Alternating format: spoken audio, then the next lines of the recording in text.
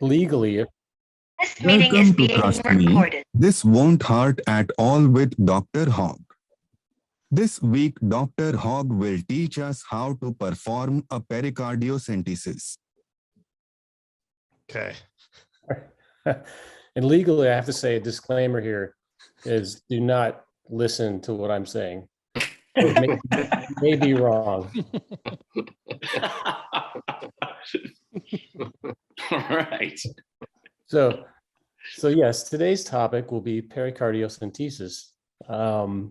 And first question, does anybody know what that is? Something with the heart. Good. I like it. So we break down the word peri, which means around, cardio, which means heart, so around the heart. Centesis is more of just like aspirating or taking fluid out. So basically it's removal of fluid around the heart. So there's a sac around the heart called the pericardium, and within that pericardium is a little bit of fluid to help the heart beat and not have so much friction. So the problem with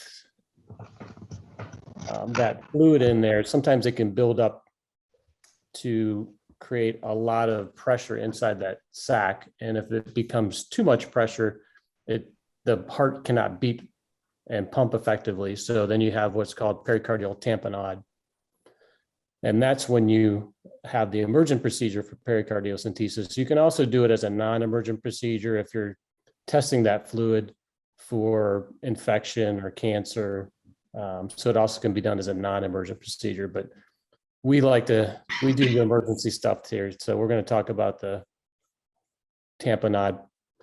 And this is very similar to the Pulp Fiction sort of procedure that we saw, although, when Vincent Vega stuck Uma Thurman, that was more though to give a medication to the heart rather than taking fluid out. So a little bit different, but kind of the similar approach. You can move on next slide. As you can see, the slideshow is from, I think, Mo Salah's brother. I think that's right. Faisal. And we have all the copyright protections for this, so YouTube won't take this down. All right, objectives. We can move on. We'll pass that. Pericardiocentesis. There we go. We got pictures. Dave, basically, it's a procedure where you take fluid out of the sac. And like I said, if there's a tamponade, just taking a little bit of fluid out of there may restore that functional ability of the heart to pump. Next slide, please. All right, that's the tamponade. That's you can tell there's a lot of fluid buildup around the heart sac, and like I said, basically decreases the efficiency of the pumping of the heart. The symptoms, basically the muffled heart sound. So when you listen to the heartbeat with the stethoscope, you can you can hear the nice sound that the heart makes. It's kind of muffled. Exactly. They may not hear that real well. JVD is just called jugular venous distension. So when your neck veins, kind of like maybe Bruce Springsteen when he sings, you can see those big old pipes. That's JVD. And then hypotension just means a low blood pressure. So next slide, please. What's Beck's triad? I got that album. It's really good. Beck's triad. Yeah. No, it's basically those three symptoms all together. Oh. So if you have all those three symptoms, that's called the triad, Beck's triad. So Kip, if I may. Yeah. What kind of fluid are we talking about? Like, how does fluid get into that area of the heart, and what is the actual fluid? That's a great question, Mike. I really appreciate that. So the fluid is either going to be blood, typically in trauma. It could also be just an inflammatory response to some sort of infection. So it could be just like, like if you like joint fluid, synovial fluid, it could be infection. So it could be like pus And it could be like cancer cells and other types of fluid. And just to be clear, it could never be like beer, right? Well, it could be, right? I'd say probably not. I mean, I can't 100% say for sure that there may not be beer in there, but probably not. And I wonder if Mike has a best kind of beer to be around your heart sac. Two-hearted. Oh, nice call. Two-hearted. Hey, Good beer. That's perfect. Yeah. Well, as you can see on this chest X-ray, you can see that this white structure in the middle is this big baggy heart. And typically on an X-ray, the heart's about half the size of the chest. So you can see this is almost twice the size of the chest. This X-ray looks the exact same as Dave McGreen's broken arm to me. if that heart looks obese, can a heart be obese? Well, I mean, technically, I guess you could call it obese. We call it enlarged or enlarged heart. But Was that to protect their feelings? yeah, it's probably politically correct. I agree. It's part of the DEI initiative there, Dave. Woke cardiologists. All right. A lot of writing, big words there. Yeah. So these are some of the causes of the pericardial effusion. So malignant or cancerous types of things. Idiopathic just means we don't know. What does etiology mean? Etiology, Yeah. that just means the causes or the different types of causes. Infectious, we talked about that a little bit. Anticoagulation is just when your blood is thin. So you may get to the point where there can be some bleeding in that sac. And since your blood is thinned or doesn't coagulate, it's going to keep building up. Tamponade, these are other just different types of possibilities with getting the pericardial fluid in there. So were people that were really suffering from COVID, were they getting some of this? Because there was talk about that stuff coming out of their lungs into their bloodstream, right? Yeah, not too much of this pericardial fluid. A lot of pulmonary embolisms, which were more common with COVID-19 and just pneumonia itself. But we'll have to do a segment on that later, maybe a COVID episode at some point. Next slide, please. Can't you get a tamponade in a really fancy restaurant? Or bathroom. Yeah, French restaurants, women's bathroom.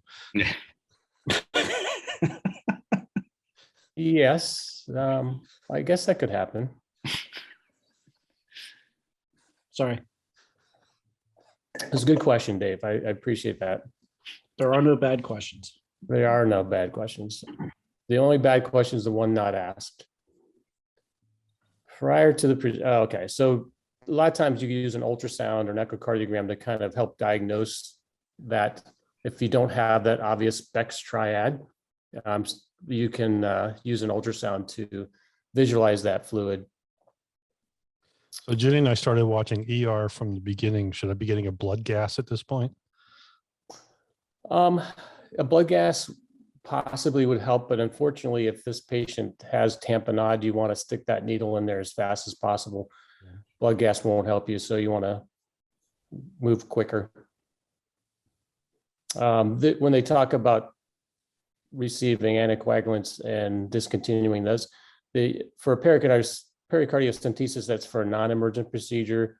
If you're trying to just diagnose what that fluid is, you would want them to stop their anticoagulations before that. So as you're introducing that needle into the heart sac, you don't want to cause more damage than good if they already have thin blood. Kip, if we're performing this procedure, won't we cause more damage than good? If you follow my directions, you probably will do it safely, but Okay. Well, I'm pretty sure, Dave, that's the case with everything Kip has taught us so far. Damage, but less Right. damage than we would have done without these lessons, right? correct. I mean, and Kip, honestly, to that point, because we're talking about the heart here. It's a pretty sensitive organ. So if you fuck this up, you're probably going to kill somebody, right?